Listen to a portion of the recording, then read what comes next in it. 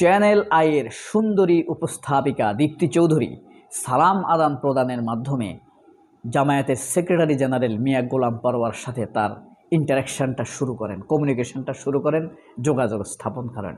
সালাম বিনিময়ের মাধ্যমেই গোলাম পরোয়ারের সাক্ষাৎকার শুরু হয় তার অনুষ্ঠানে, অর্থাৎ চ্যানেল আইতে। দীপ্তি চৌধুরী আমার কাছে মনে হয় ঢাকা বিশ্ববিদ্যালয়ের শিবিরের সভাপতি এস.এম. ফরহাদ, সাদেক কায়েম, গোলাম পরোয়ার এবং জামায়াতের আরেক নেতা শফিকুল ইসলাম মাসুদের প্রতি দুর্বল। এবং অনেকে ভাবতে পারেন দীপ্তি চৌধুরী জামায়াতের হিন্দু শাখার সদস্য। এটা মনে করার কোনো কারণ নাই। দীপ্তি চৌধুরী সরাসরি ইসকনের সদস্য, তার মুখে বলা। ইসকনের ফর্ম পূরণ করে, অর্থাৎ ইসকন তো বুঝেন, ফর্ম পূরণ করে এটা সদস্য। আবার অনেকে মনে করেন দীপ্তি চৌধুরী আওয়ামী লীগের বিরোধী। ওই যে বিচারপতি মানিকের সাথে গোলাম মোল্লা রনি থাকা অবস্থায় যে তর্ক বিতর্ক হয়েছে, তখন হয়তো অনেকে ভেবেছে তিনি হাসিনা বিরোধী। আসলে তা মোটেই নয়, তার ইগোতে লাগার কারণে তিনি সেখানে খেপে গিয়েছেন। তো দীপ্তি চৌধুরীর এই টক শোতে হার্ড টক উইথ দীপ্তি চৌধুরী, মানে হার্ড টক, হার্ড প্রশ্ন, সেখানে গোলাম পরোয়ারকে নানান রকম তাচ্ছিল্যপূর্ণ কথা বলেছেন, প্রশ্ন করেছেন, কিন্তু গোলাম পরোয়ার এত সুন্দর সাবলীলভাবে উত্তর দিয়েছেন, এটা অনেকে দেখেছেন, জানেন। তারপর আমি বলছি কেন, এই জিনিসটি হলো মানুষের মনের বক্রতা দূর করে দিতে পারেন গোলাম পরোয়ার। চমৎকারভাবে সবগুলো তিনি উত্তর দিয়েছেন। সেই বিষয় নিয়ে কোন প্রশ্নের উত্তর তিনি কিভাবে দিয়েছেন সেটি নিয়ে কথা বলবো। তার আগে বলে নিই, চ্যানেল আই কিন্তু একটা ভারতপন্থী চ্যানেল ভাই।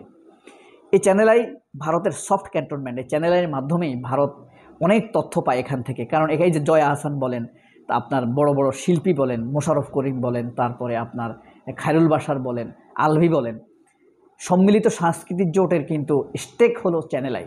আর সম্মিলিত সাংস্কৃতিক জোটের প্রধানকে নাসিরুদ্দিন বাচ্চু। এই নাসিরুদ্দিন বাচ্চুই কিন্তু আল্লামা দেলোয়ার হোসেন সাঈদীকে কুত্তার বাচ্চা বলে কোর্টে গালি দিয়েছিল। তার সাথে ছিল কর্নেল তাহেরের ভাই জাহাঙ্গীরনগর বিশ্ববিদ্যালয়ের বিসি আনোয়ার হোসেন। হ্যাঁ, সুতরাং চ্যানেল আই যে ভারতের সফট ক্যান্টনমেন্ট, আপনি জিল্লুর রহমান বলেন, দীপ্তি চৌধুরী বলেন, আর ওই শাইখ সিরাজ বলেন, ফরিদুর রাজা সাগর বলেন, জয়া আহসান বলেন। জয়া আহসান ওগুলো চ্যানেল আইয়ের একটা প্রোডাক্ট। জয়া আহসানকে চ্যানেলে কী কাজে ব্যবহার করে জানেন? যেই ডাক্তার ওষুধ লেখে না গোপনে, সেই ডাক্তার কাছে জয়া আহসানকে পাঠায়। ইনসেপ্টটা কিন্তু চ্যানেল আইয়ের, মানে মালিকানা, শেয়ার হোল্ডার।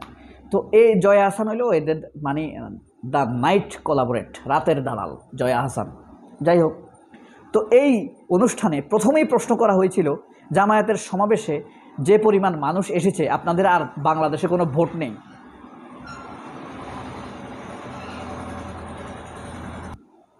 জামায়াতের সমাবেশে যদি মানুষ কম হতো, জাতীয় সমাবেশে, তাহলে বলতো আপনাদের লোক নাই।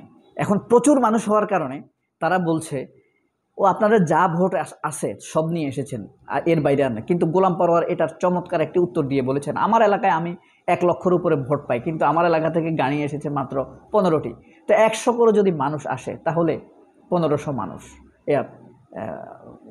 1500 মানুষ, তাহলে 1 লাখের জায়গায় 1500 এসেছে। যারা এটা বলছে তারা সঠিক বলছে না।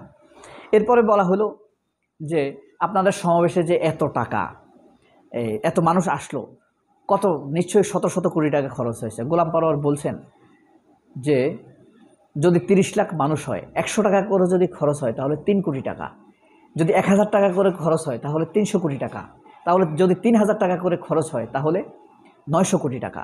এরা এসেছে, খেয়েছে, আসা যাওয়ার খরচ, এরপরে কিছু কেনাকাটা করেছে, কমপক্ষে 3000 টাকা খরচ হয়েছে। যদি এটা সংগঠন দেয়, জামায়াত দেয়, তাহলে তো 900 কোটি টাকা। কিন্তু এত টাকা জামাত দেয়নি। জামায়াত শুধু কিছু গাড়ি দিয়েছে, লঞ্চ দিয়েছে, ট্রেন ভাড়া করেছে। এই যার জামাতের সিস্টেম হলো যার যার খরচে শেষে আসবে। আমি সেখানে গিয়েছি, লোকে লোকারণ্য হয়ে গিয়েছে। আপনার শাহবাগ থেকে সোজা গেলে আপনার দক্ষিণে দোয়েল চত্বর থেকে আপনার সচিবালয়ের আব্দুল গনি রোড, 15 নম্বর আব্দুল গনি রোড, সেখান থেকে প্রেস ক্লাব হয়ে জাতীয় ঈদগাহ হয়ে আপনার ইঞ্জিনিয়ার্স ইনস্টিটিউট হয়ে আপনার পুরা লোকে লোকারণ্য এখানে। এরপরে জাহাঙ্গীর গেট থেকে, আর আমি নিজে গেছি সেখানে ছবি তোলার জন্য, ভিডিও করার জন্য, জাহাঙ্গীর গেট থেকে আর মানুষ যেতে পারে নাই, হেঁটে হেঁটে যাইতে হয়েছে, ভিড়ে গাদাগাদি করে যাইতে হয়েছে। এরপরে বলা হলো যে সমাবেশে আসলে কত মানুষ হলো। তো আমরা যে পরিমাণ যেভাবে কথা বলি, গোলাম পরোয়ার সেভাবে কথা বলেছে। মানে জননেতা, সে কিন্তু একটা জননেতা। সে বলেছে কেউ বলে 30 লাখ, কেউ বলে 20 লাখ, কেউ বলে 10 লাখ। আমার ধারণা 20 লাখের আশেপাশে হতে পারে। গোলাম পরোয়ার কিন্তু প্রাজ্ঞ, মানে মুসলিম লীগের মশিউর রহমান যাদু মিয়া, জামায়াতের ইন্টেলেকচুয়াল লিডার আব্দুর রহিম, তারপরে জামায়াতের আরেক আধ্যাত্মিক নেতা প্রফেসর গোলাম আজম, শহীদ প্রফেসর গোলাম আজম, এই 3 জন মানুষের ছায়া আছে এই গোলাম পরোয়ারের মধ্যে। কিভাবে আপনি বলেন? মশিউর রহমান যাদু মিয়ার বিনয়, গোলাম আজমের প্রজ্ঞা আছে, এই আমি যা দেখছি কিছুটা প্রজ্ঞার ছায়া পেয়েছে গোলাম পরোয়ার। আর আপনার আব্দুর রহিমের, মাওলানা আব্দুর রহিমের অ্যাটাকিং ভাব পেয়েছে। মাওলানা আব্দুর রহিম ছিলেন অ্যাটাকিং ইন্টেলেকচুয়াল, আক্রমণ করে কথা বলতে পারতেন, সেই ছায়া পেয়েছেন। আর মশিউর রহমান যাদু মিয়ার বিনয় পেয়েছেন। আপনি হয়তো বলতে পারেন জামায়াতের অন্য নেতাদের কি বিনয় নেই? অবশ্যই অনেক নেতা আছে জামায়াতের বিনয়ী, কিন্তু জামায়াতের অধিকাংশ লোক বিনয়টা বুঝেই না। অধিকাংশ লোক মনে করে বিনয়টা একটা শারীরিক ভাষা। আপনি তারা কারোর সাথে হ্যান্ডশেক করতে গেলে কাচুমাচু হয়ে যায়, এভাবে খিচে যায়, এইভাবে হ্যান্ডশেক করে, এভাবে নুয়ে যায়, এভাবে আবার 2 হাত করে ফেলে, এরকম অনেক সময় করে ফেলে। তারা মনে করে এটাই বিনয়। আসলে বিনয় কোনো শারীরিক ভাষা না। বিনয় এক অপরিসীম আল্লাহর দেয়া আধ্যাত্মিক গুণ।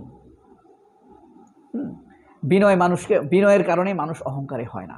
তো মশিউর রহমান যাদু মিয়ার এটা ছিল। আপনারা বলতে পারেন আমি এটা কিভাবে জানি? আমার বাংলাদেশে 4000 জীবনী কালেকশন করতে হয়েছে, 400 জীবনী খুব ভালোভাবে পড়তে হয়েছে, সেখান থেকে 100 কালেকশন করতে হয়েছে। কারণ হলো কি, আমার একটা বই আছে, অনেক ছোটোবেলায়, আমি প্রায় 15 বছর আগে এই বইটি লিখেছিলাম, আমার লেখা বই 100 শ্রেষ্ঠ বাংলাদেশি মনীষী। এটা এখানে 100 জীবনী আছে, অনেক বড় বই। তো এগুলো পড়তে গিয়ে আমি জেনেছি কোন নেতার মধ্যে বিনয় আছে, কী আছে, খুঁটে খুঁটে দেখতে হয়েছে। তো তারপরে জামায়াত নেতাকে বলা হয়েছে ভবিষ্যতে আপনারা কি ভালো ভোট পাবেন কি না? জামায়াতের নেতা বলছে যে আমি ভালো ভোট পাবো। আসলে আমারও এক ধরনের মুগ্ধতা তৈরি হয়েছে। মানুষ কিন্তু জামায়াতকে ভালো বলে, করুণা করে অনেকে। তারা ভিকটিম হয়েছে, অনেক নেতাকে মেরে ফেলেছে, হত্যা করছে, নির্যাতন করছে, ক্রসফায়ার করেছে, তাদের স্ত্রীদেরকে তুলে নিয়ে গেছে, অনেক হাজার হাজার জামায়াতের নেতাদের স্ত্রীদেরকে তুলে নিয়ে গেছে। এটা তারা বলে না। এসব কারণে তাদের প্রতি একটা করুণা আসে। আমার কিন্তু করুণা নাই, আমার আছে তাদের প্রতি একটা মুগ্ধতা। তারা বিশ্বস্ত অন্যদের তুলনায়, তারা অন্যদের তুলনায় ভালো, তারা বিশ্বাস ভঙ্গ করে না। হ্যাঁ, তো এই কারণে আমার তাদের প্রতি আমার একটু মুগ্ধতা তৈরি হয়েছে। তো জামায়াত আগামী নির্বাচনে সুবিধাজনক থাকবে। জামায়াত, তাকে বলা হয়েছে জুলাই উপলক্ষে জুলাইয়ের আপনাদের কি ব্যর্থতা সাফল্য? তিনি বলেছেন জামায়াতই সবচাইতে বেশি মানুষের কাছে যেতে পেরেছে, জুলাই শহীদদের কাছে সবচাইতে বেশি টাচে যাইতে পেরেছে, জুলাই আহতদের কাছে সবচাইতে টাচে বেশি যেতে পেরেছে জামায়াত, অন্যদের চাইতে বেশি যেতে পেরে। অন্যরা পারেনি, তিনি সেটা বলেননি। এই কারণে বলি এর মধ্যে, এই লোকটার মধ্যে প্রজ্ঞা আছে এবং বিনয় আছে, আবার অ্যাটাকিংও আছে। এবং সব দল তিনি বলেছেন, আমি বলি না জামায়াত ফেরেশতা, আমি এটা বলি জামায়াতের লোকের মধ্যে অনেক চোর আছে, অনেক বাটপার আছে, অনেক অন্যের টাকা মেরে দেওয়া লোক আছে, আমার টাকা মেরে দিছে এরকম লোক আছে। হ্যাঁ, কিন্তু অন্য দলের চাইতে অনেক কম, অনেক অনেক কম, 2% নাই। বুঝছেন, অনেক চোর আছে এদের ভিতরে, তবে অন্যদের চাইতে কম। এই যে তারপরে বলা হইল, আপনি যে যুদ্ধাপরাধের কথা বললেন, যে আপনাদের বিরুদ্ধে যুদ্ধাপরাধের অভিযোগ, আওয়ামী লীগের বিরুদ্ধে গণহত্যার অভিযোগ 24-এ, তিনি চমৎকার উত্তর দিয়েছেন। আওয়ামী লীগের বিরুদ্ধে যেটা অভিযোগ, আওয়ামী লীগ ক্ষমতায় ছিল, রাষ্ট্রীয় শক্তিকে ব্যবহার করেছে। জামায়াত তো ক্ষমতায় ছিল না, রাষ্ট্রে ছিল না, গণহত্যা চালাবে কিভাবে? ক্ষমতায় না থেকে এই পৃথিবীতে কোনো গণহত্যা হয়নি। আর যুদ্ধ যারা করেনি তাদের বিরুদ্ধে যুদ্ধাপরাধের অভিযোগ আসবে কেন? জামায়াত তো যুদ্ধ করেনি 71-এ, যুদ্ধ করেছে পাকিস্তান, ভারত, আওয়ামী লীগ। সরাসরি বললাম, ভারতের শক্তি হিসাবে আওয়ামী লীগ যুদ্ধ করেছে, ভারতের সরাসরি ফোর্স ছিল সেখানে। ঠিক আছে, আপনি গুগল করলে দেখবেন সেখানে ভারত পাকিস্তানের যুদ্ধের ফলে একটি নতুন দেশের অভ্যুদয় ঘটেছে, এটাই আসবে। সেটা 71-এ ভারত পাকিস্তান যুদ্ধ হিসেবেই ট্রিট করা হয় 71-কে। আর এই যুদ্ধ যে সঠিক ছিল না, জামায়াতের বিরুদ্ধে অভিযোগগুলো যে মিথ্যা, তার প্রমাণ হলো মাওলানা মতিউর রহমান নিজামী তার এলাকায় ভোটে 1,40,000 ভোট পেয়েছেন। 1,40,000 ভোট পেয়ে তিনি এমপি হয়েছেন। মানুষ ভালো না বাসলে, তাদের ব্যাপারে অপপ্রচার যদি বিশ্বাস করত, তাহলে এত ভোট কিন্তু তিনি পেতেন না। মতিউর রহমান নিজামী কিন্তু একজন ভালো সৎ নেতার পাশাপাশি তিনি একজন জননেতাও বটে। তিনি যে এলাকায় এত জনপ্রিয় অনেক মানুষই জানে না।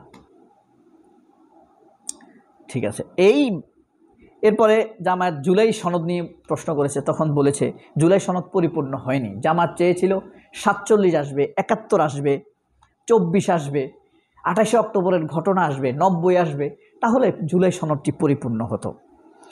এবং সেটা আরও দেওয়া যায়, সেটা সংসদের এমপি নির্বাচিত হইতে হবে তা নয়, এটা প্রেসিডেন্ট অর্ডিন্যান্স অধ্যাদেশের মাধ্যমে দিতে পারে, অর্ডিন্যান্স জারি করে দিতে পারে, লিগাল ফ্রেমওয়ার্ক LF-এর মাধ্যমে দিতে পারে, রেফারেন্ডাম করেও দিতে পারে।